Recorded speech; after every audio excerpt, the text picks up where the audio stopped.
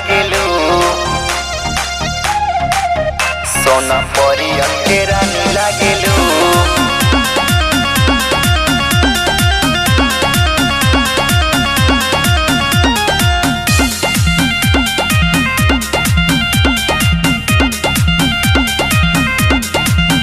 साड़ी पहनी के सयानी लागेलू, सोना परियन के रानी लागेलू।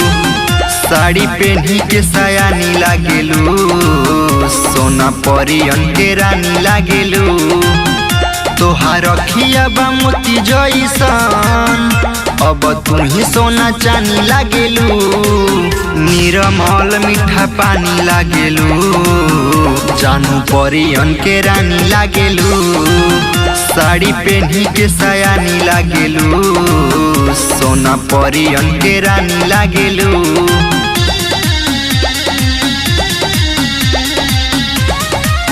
सोना परियन के रानी लागेलू।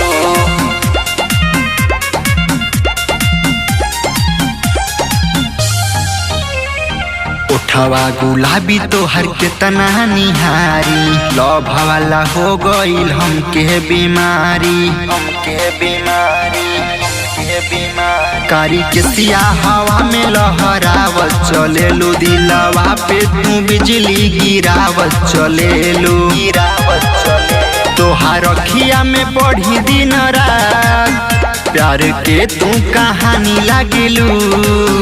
तू हीरोइन खानादानी लागेलू, सोना परियन के रानी लागेलू।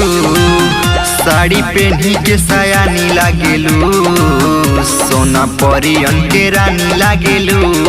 परियन के रानी लागेलू,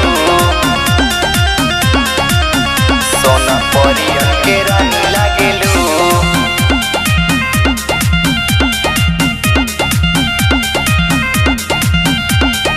देखेलू जब जब तू मुस्किया के, रही जाला मनवा हमार छछना के, हमार छछना के, हमार छछना। ब्रिज सबिनन से गोरी नैना चार कला तू, ऋषभ यदुवंशी से रानी प्यार कला तू, प्यार कला तू। नहीं ऐसे तड़पावा हमके, हरी लाइन के निशानी लागेलू।